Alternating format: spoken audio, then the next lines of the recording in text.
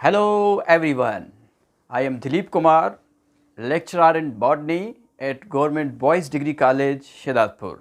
Today we will learn about the cellular respiration, steps of cellular respiration. Actually जो cellular respiration है वो एक continuous process है, मगर आप को आसान समझाने के लिए जो सेलुलर रेस्पिरेशन है उनको 3 स्टेप में डिवाइड किया गया है तो 4 स्टेप्स, मगर एक स्टेप में साइकिल आपको पढ़ाऊंगा तो तब मैं आपको बताऊंगा कि जो 4th स्टेप है वो कहाँ पे है। मगर अभी हम बात करेंगे सेलुलर रेस्पिरेशन के 3 स्टेप्स की कि कौन से स्टेप्स सेलुलर रेस्पिरेशन में इन्वॉल्व हैं। इससे पहले हमने सेलुलर रेस्पिरेशन की बात की थी कि सेलुलर रेस्पिरेशन जो है ब्रेक डाउन ऑफ ग्लूकोज है in the presence of oxygen, और जो ग्लूकोज से एनर्जी निकलती है वो सेल जो है अपने काम के लिए इस्तेमाल करता है, और the currency of energy is called ATP, adenosine triphosphate. Energy provide करने के और भी मॉलिक्यूल हैं, जैसे कि जो प्रोटीन है उससे भी एनर्जी मिलती है, लिपिड्स हैं उनसे भी एनर्जी मिलती है, मगर जो कार्बोहाइड्रेट है वो प्राइमरी और चीफ मॉलिक्यूल है टू प्रोवाइड द एनर्जी। तो आज हम बात करेंगे सेलुलर रेस्पिरेशन की कि सेलुलर रेस्पिरेशन के स्टेप्स क्या हैं। तो सेलुलर रेस्पिरेशन के स्टेप्स आपकी अंडरस्टैंडिंग के लिए डिवाइड किए गए हैं 3 हिस्सों में। Number 1 glycolysis, number 2 Krebs cycle, Krebs cycle को सिट्रिक एसिड साइकिल भी कहते हैं, टीसीए साइकिल भी कहते हैं। इसको क्यों कहते हैं अभी मैं आपको परेशान नहीं करूंगा, जब हम क्रेब्स साइकिल हम पढ़ेंगे इंशाल्लाह ताला तो हर चीज़ को हम क्लियर करने की कोशिश करेंगे। और थर्ड वन है इलेक्ट्रॉन ट्रांसपोर्ट चेन। आपको पता है कि जो सेलुलर रेस्पिरेशन है, सेलुलर रेस्पिरेशन होती है सेल में। ये सेल की मेम्ब्रेन है और सेल के अंदर न्यूक्लियस होता है which control the all activity of cell. ये सेल का साइटोप्लाज्म है, साइटोप्लाज्म। अब देखें कि जो सेलुलर रेस्पिरेशन के ये जो 3 स्टेप्स हैं ये होते कहाँ पे हैं सेल में। हमने वेरी फर्स्ट जब हमने 4th चैप्टर पढ़ा था तो तब हमने बात की थी कि जो फोटोसिंथेसिस का प्रोसेस है वो क्लोरोप्लास्ट में होता है, और जो रेस्पिरेशन का प्रोसेस है वो होता है किसमें, माइटोकॉन्ड्रिया में। ठीक है, हमने जनरल बात की थी कि माइटोकॉन्ड्रिया में, मगर ये जो स्टेप्स हैं ये सारे के सारे स्टेप्स माइटोकॉन्ड्रिया में नहीं होते, ये आप याद रखिएगा, एमसीक्यूज में भी ये आ सकता है। तो जो सेलुलर रेस्पिरेशन है उसके हमने 2 टाइप्स भी पढ़े थे, एक एरोबिक रेस्पिरेशन जो कि रेस्पिरेशन का प्रोसेस हो in the presence of oxygen, और एक हमने सेलुलर रेस्पिरेशन का प्रोसीजर पढ़ा था एनएरोबिक जिसको फर्मेंटेशन भी कहते हैं। वो सेलुलर एनएरोबिक सेलुलर रेस्पिरेशन का जो प्रोसेस है वो होता है in the absence of oxygen. ठीक है, तो अब देखें कि ये जो पहला ये जो ग्लाइकोलाइसिस है, ग्लाइकोलाइसिस एनएरोबिक है, ये याद रखिएगा। ग्लाइकोलाइसिस क्या है, एनएरोबिक, इसको ऑक्सीजन की जरूरत नहीं है। और जो ग्लाइकोलाइसिस है वो यहाँ पे होता है किसमें, साइटोप्लाज्म में। ग्लाइकोलाइसिस, ग्लाइकोलाइसिस होता है कहाँ पे, साइटोप्लाज्म में, ये आपने याद रखना है। ठीक है, glycolysis first step which occur in cytoplasm, और जो बाकी 2 स्टेप हैं वो होते हैं कहाँ पे, वो होते हैं माइटोकॉन्ड्रिया में। ये माइटोकॉन्ड्रिया है सेल का ऑर्गेनल,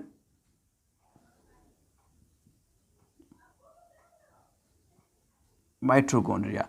जो सेकंड स्टेप क्रेब्स साइकिल और थर्ड जो इलेक्ट्रॉन ट्रांसपोर्ट चेन है वो माइटोकॉन्ड्रिया के अंदर होते हैं।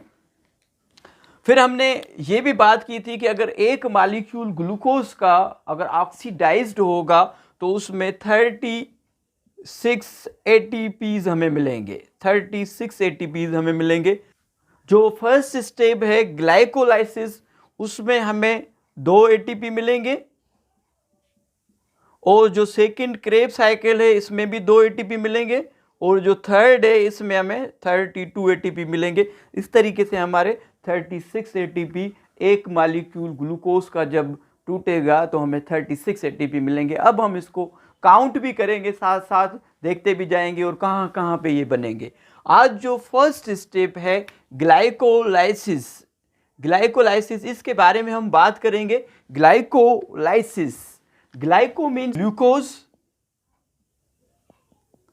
and lysis means splitting. Lysis means splitting, means के splitting of glucose, glucose का टूटना is called splitting of glucose is called glycolysis। तो ग्लूकोज जब टूटेगा तो इस मरहले को हम ग्लाइकोलाइसिस कहेंगे।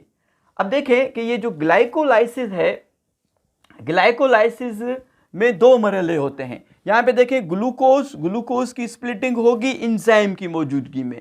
जैसे ये सीरीज होगी एक रिएक्शन की कि ग्लूकोज ऐसे ही नहीं टूट जाएगा, एक सीरीज में से गुजरेगा और उसके दो फेजेस हैं, ठीक है। ग्लाइकोलाइसिस में जो एंजाइम की मौजूदगी में रिएक्शन होंगे और उससे जो फाइनल हमें जो मॉलिक्यूल मिलेंगे वो हमें मिलेंगे 2 पायरोवेट मिलेंगे। ये याद रखिएगा कितने, 2 पायरोवेट मिलेंगे। ये जो ग्लूकोज है आपको पता है कि ग्लूकोज में 6 कार्बन होते हैं और ये जब 6 कार्बन वाला मॉलिक्यूल टूटेगा 2 हिस्सों में तो 3 कार्बन के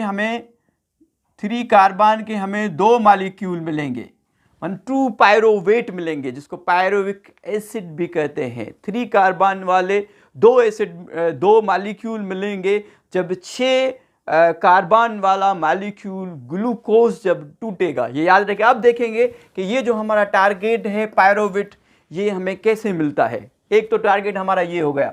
दूसरा कि जो ग्लाइकोलाइसिस है उसमें 2 फेजेस हैं, एक इन्वेस्टमेंट फेज है और दूसरा है क्या, एनर्जी यील्डिंग फेज। एक इन्वेस्टमेंट फेज है, दूसरा एनर्जी यील्डिंग फेज है। अब देखें कि जो इन्वेस्टमेंट है, जब भी हम कोई कारोबार करते हैं तो पहले हम उसमें पैसे लगाते हैं, इन्वेस्ट करते हैं, फिर उससे हमें मुनाफा मिलता है। तो ग्लाइकोलाइसिस में भी पहले हम एनर्जी लगाएंगे कि ग्लूकोज टूटे, फिर जब ग्लूकोज टूटेगा तो फिर हमें यील्डिंग मिलेगी, एनर्जी मिलेगी, ठीक है। उसको यील्डिंग फेज कहेंगे। पहला मरहला इन्वेस्टमेंट। अब इन्वेस्टमेंट हम क्या करने जा रहे हैं, इन्वेस्टमेंट हम करने जा रहे हैं एटीपी की, ठीक है। अब देखें कि जो 2 मरहले हैं, एक इन्वेस्टमेंट फेज और दूसरा एनर्जी यील्डिंग फेज।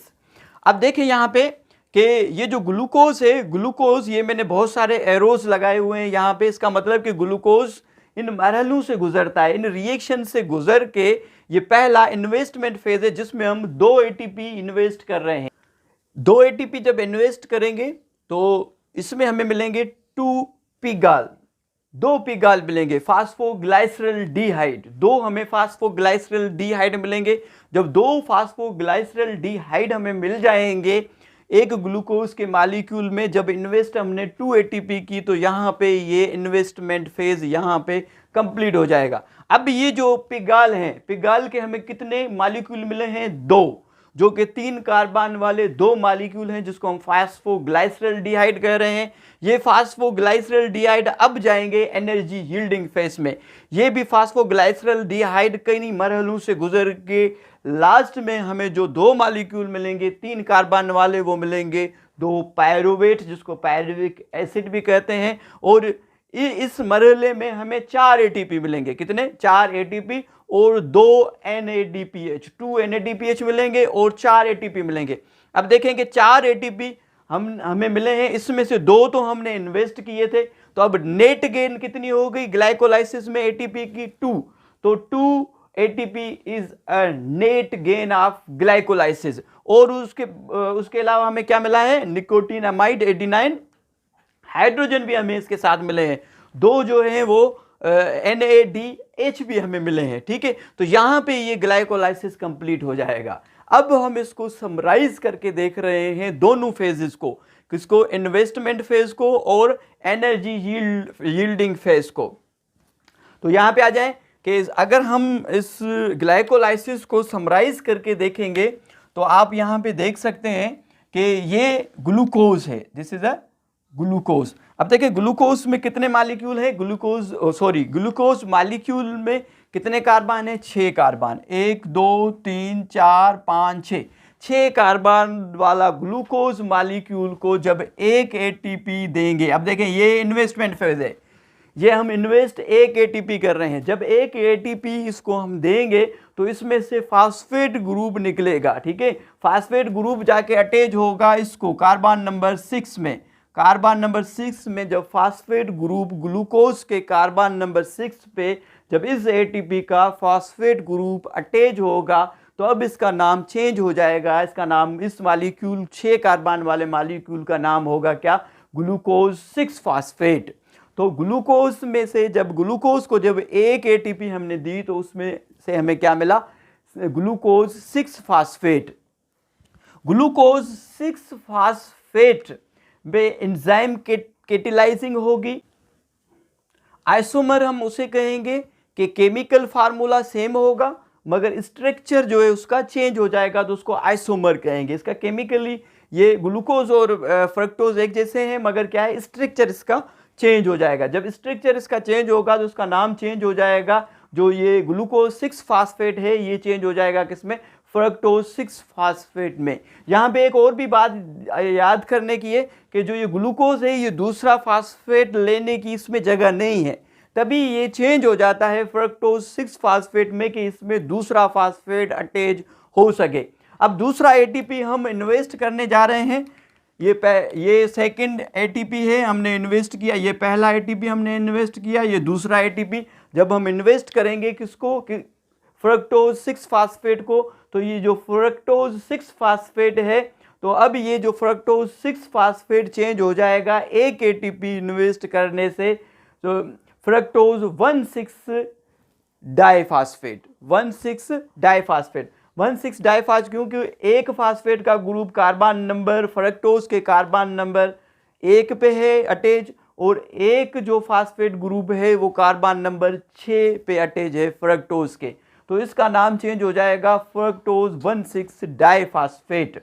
अब देखें कि क्या होगा कि यहाँ पे जो ये जो 1,6 डाइफास्फेट है यहाँ पे भी इंजाइमेटिक स्प्लिटिंग होगी और ये जो 1,6 डाइफास्फेट है ये 3 कार्बन के 2 मॉलिक्यूल में टूट जाएगा। जब ये 1,6 डाइफास्फेट फ्रक्टोज 1,6 डाइफास्फेट जब 2 मॉलिक्यूल में टूटेगा, 3 कार्बन के 2 मॉलिक्यूल में टूटेगा तो इनके नाम ये होंगे DHAP, डाइहाइड्रोएसीटोन फास्फेट और पिगाल, फास्फोग्लाइसरल्डिहाइड। अब देखिए हमें पिगाल यहाँ पे मिल गया, तो ये जो मरहला है, ये जो यहाँ से हम चले थे ग्लूकोज से लेके पिगाल तक, ये हमारा फर्स्ट जो पहला जो फेज है ये हो गया कंप्लीट और हमें पिगाल मिल गए। अब यहाँ पे आप परेशान ना हो कि ये जो डाइहाइड्रोएसीटोन फास्फेट है ये डाइहाइड्रोएसीटोन फास्फेट भी आइसोमर है टू पिगाल और ये इंटर कन्वर्टेबल है, ये DHAP ये कन्वर्ट हो जाएगा और ये बनाएगा क्या, पिगाल। अब यहाँ पे हमें पिगाल जिसको हम फास्फोग्लाइसरल्डिहाइड कह रहे हैं उसके 2 मॉलिक्यूल मिल गए हैं, 3 कार्बन वाले 2 मॉलिक्यूल जिसको हम पिगाल कह रहे हैं, इन्वेस्टमेंट फेज में ये मिल गए हैं। अब हम यील्डिंग फेज को देखते हैं, ये आप नोट कर लीजिए, इसका स्क्रीनशॉट ले लीजिए तो ये मिटा के मैं दूसरे स्टेप की तरफ हम जाएं। Second phase of glycolysis, second phase में हम देखेंगे कि अब क्या होगा। ये जो फेज नंबर 1 है या स्टेप नंबर 1 हम ग्लाइकोलाइसिस का कहें कि जिसमें हमें 2 पिगाल मिल गए हैं, फास्फोग्लाइसरल्डिहाइड हमें 2 मिल गए हैं, एक हमें डाइहाइड्रोएसीटोन फास्फेट मिला था मगर ये इंटर कन्वर्टेबल है और ये आइसोमर्स टू पिगाल है, इसलिए ये भी कन्वर्ट हो जाएगा किसमें, पिगाल में। अब हमें 2 पिगाल मिल गए हैं जिसको हम फास्फोग्लाइसरल्डिहाइड कह रहे हैं। अब देखें कि ये जो सेकंड फेज है जिसको हम यील्डिंग फेज कह रहे हैं, ये वाला हमारा इन्वेस्टमेंट फेज है और ये वाला हमारा यील्डिंग फेज है। अब हमने जो इन्वेस्टमेंट की है वो 2 एटीपी हमने इन्वेस्ट किए, एक यहाँ पे और एक यहाँ पे, हमने 2 एटीपी इन्वेस्ट हमने किए हैं। अब देखें कि ये जो पिगाल है जिसके कि 3 कार्बन है और उसके साथ एक फास्फेट का ग्रुप अटैच है। अब देखें कि इसमें क्या होगा कि जो डिहाइड्रोजनेज एंजाइम और को एंजाइम NAD दोनों मिल के साथ काम करेंगे और ये जो पिगाल है इसको ऑक्सीडाइज कर देंगे। पिगाल ऑक्सीडाइज हो जाएगा। यहाँ पे ऑक्सीडेशन भी होगी और यहाँ पे रिडक्शन भी होगी, माना गेनिंग ऑफ इलेक्ट्रॉन होगा और लूजिंग ऑफ इलेक्ट्रॉन भी होंगे। लूजिंग ऑफ हाइड्रोजन को भी हम ऑक्सीडेशन कहेंगे, लूजिंग ऑफ इलेक्ट्रॉन को भी हम जो है ऑक्सीडेशन कहेंगे। Gaining of hydrogen, gaining of electron is called reduction. अब देखिए पिगाल में क्या होगा कि पिगाल में जो है 2 हाइड्रोजन एटम लूज होंगे। जो फास्फोग्लाइसरल्डिहाइड है इसमें 2 हाइड्रोजन लूज होंगे। जब ये 2 हाइड्रोजन लूज होंगे तो ये कहाँ पे जाएंगे, ये जो को एंजाइम हमारे पास मौजूद है NAD, ये जो NAD है इसको कैच कर लेगा, इसको कैप्चर करेगा किसको, हाइड्रोजन को, और ये जो NAD है ये रिड्यूस होके क्या बनाएगा, NADH बना देगा। अब देखिए ये 2 मैंने 2 इसलिए लिखा है क्योंकि यहाँ पे मैंने एक पिगाल की बात की है, ये एक नहीं है, ये 2 मॉलिक्यूल्स हैं ना। जो यहाँ पे 2 की हमने बात की थी, माना एक मॉलिक्यूल यहाँ पे, एक सपोज करें कि यहाँ पे भी चल रहा है, इसलिए मैंने 2 मॉलिक्यूल्स मिला के लिख लिए हैं कि ये 2 मॉलिक्यूल पिगाल्स के हैं। जब इनमें से हाइड्रोजन निकलेंगे, जाहिर सी बात है 2 ही निकलेंगे, तो यहाँ पे ये कितने 2 NADH बन जाएंगे, ठीक है। और ये जो पिगाल है ये पिगाल कन्वर्ट हो जाएगा किसमें, फास्फोग्लाइसरिक एसिड में, जिसको PGA हम कह रहे हैं। अब देखें पिगाल में से हमें 2 मॉलिक्यूल मिल गए फास्फोग्लाइसरिक एसिड के, और उसके नतीजे में हमें 2 जो है मॉलिक्यूल को एंजाइम मिले हैं NADH। अब ये जो पिगाल है ये जो PGA है, जो फास्फोग्लाइसरिक एसिड है, ये साइटोप्लाज्म में से पिक करेगा क्या, फास्फेट। जब साइटोप्लाज्म में से फास्फेट इनऑर्गेनिक PGA के पास आ जाएंगे तो अब ये PGA की पोजीशन क्या हो जाएगी, 1,3-PGA, 1,3 बिस फास्फोग्लाइसरिक एसिड। अब ये जो फास्फोग्लाइसरिक एसिड था अब ये 1,3 हो गया। एक कार्बन नंबर 1 और एक कार्बन नंबर 3 पे जो है फास्फेट ग्रुप अब इसके अटैच हो गए। ये जो है फास्फोग्लाइसरिक एसिड है, एक फास्फेट यहाँ पे और एक फास्फेट यहाँ पे, एक कार्बन नंबर 1 पे और एक कार्बन नंबर 3 पे अटैच हो गया। अब देखें कि ये जो 1,3 फास्फोग्लाइसरिक एसिड है इसमें से एक फास्फेट का ग्रुप जो है वो लूज होगा, और जो ये फास्फेट का ग्रुप जो लूज होगा, ये जो यहाँ पे एडिनोसिन डाइफास्फेट मौजूद है ये इसके साथ मिलेगा और ये ADP कन्वर्ट हो जाएगा ATP में। यहाँ पे 2 मॉलिक्यूल अगर 1,3 फास्फोग्लाइसरिक एसिड के हैं तो इसका मतलब कि हमें ATP भी कितने मिलेंगे, यहाँ पे ATP मिलेंगे 2, क्योंकि 2 मॉलिक्यूल्स की हम बात कर रहे हैं, ये याद रखिएगा, ठीक है। तो अब ये 3 फास्फोग्लाइसरिक एसिड, ये जो 1,3 फास्फोग्लाइसरिक एसिड है ये कन्वर्ट हो जाएगा किसमें, 3 फास्फोग्लाइसरिक एसिड में। यहाँ पे क्या होगा कि ये जो फास्फेट है, फास्फेट कार्बन नंबर 3 पे जो अटैच है, अब ये जो फास्फेट है इसकी पोजीशन चेंज होगी। ये फास्फेट ग्रुप जो है ये 3 फास्फोग्लाइसरिक एसिड में अपनी पोजीशन को चेंज करके ये कार्बन नंबर 2 पे आ जाएगा, तो अब इसका नाम चेंज हो जाएगा 2PGA, ठीक है, क्योंकि ये पहले कार्बन नंबर 3 पे था, अब ये कार्बन नंबर 2 पे आ गया। ये जो 2PGA है इसमें से वाटर का मॉलिक्यूल लूज होगा, ये वाटर का मॉलिक्यूल लूज करेगा और उसके वाटर के मॉलिक्यूल लूज करने से ये जो 2PGA है ये कन्वर्ट हो जाएगा किसमें, PAP, means phosphoenol pyruvic acid. ये भी 3 कार्बन का मॉलिक्यूल है, फास्फोइनोल पायरोविक एसिड।